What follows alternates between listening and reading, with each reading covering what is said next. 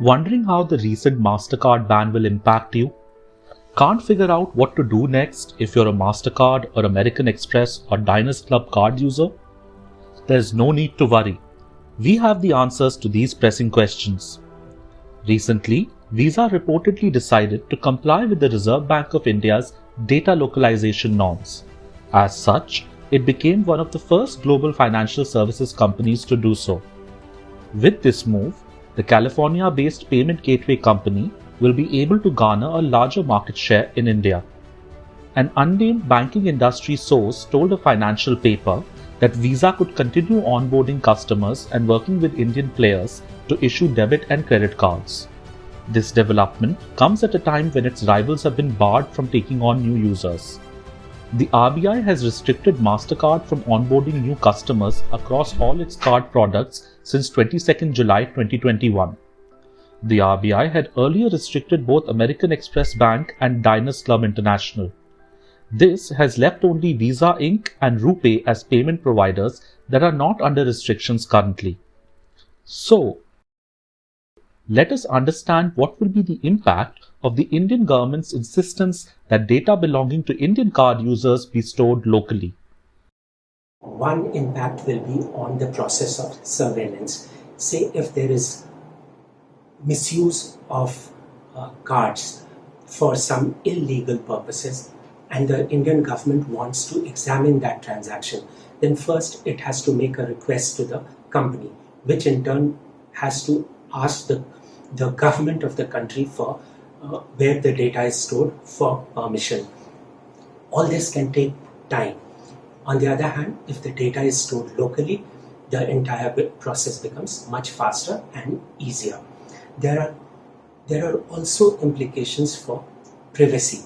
If the data is stored abroad, the entity storing the data can sell it to other users for marketing related purposes. And since the data is outside your jurisdiction, there is very little that Indian authorities can do about it. Local storage of data also reduces the risk of cyber attacks.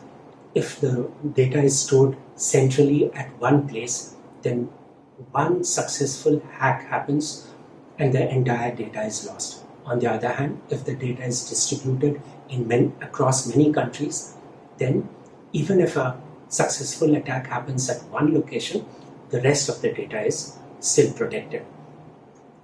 Now let us look at the market-related impact of this development. As we know, Visa has become compliant with the Indian government's norms, whereas MasterCard and Amex are still not compliant. Most banks had tie-ups with both Visa and MasterCard for issuing cards.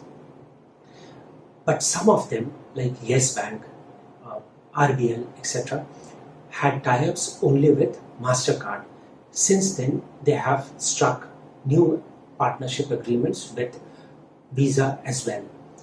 But they are still in the process of realigning their back-end processes, which means that it will take at least a month or more before they can start issuing cards. We know that in the wake of the pandemic, lenders have already become more stringent about lending. We also know that HDFC Bank, a major issuer of cards, is not allowed to issue new cards at present. So when you take all these three developments in conjunction, then it becomes obvious that the market for card issuance has tightened.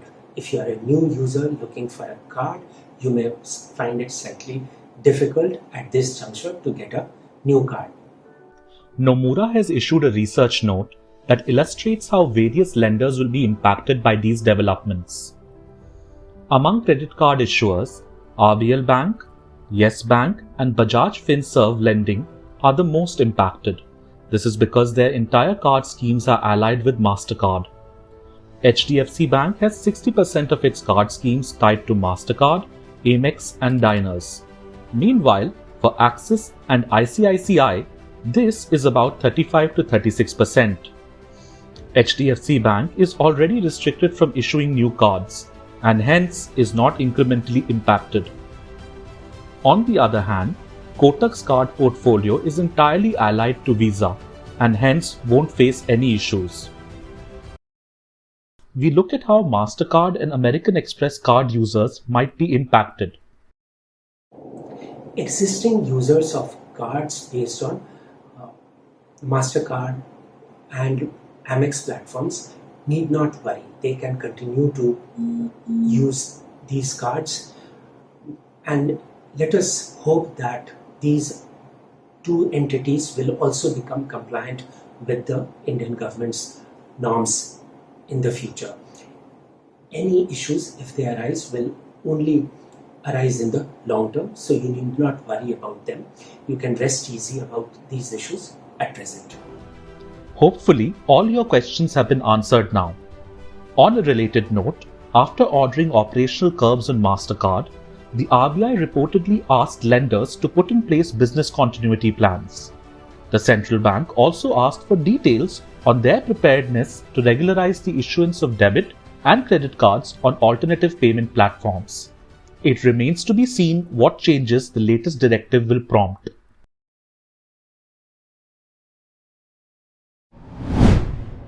If you like this video, share it and subscribe to Business Standard.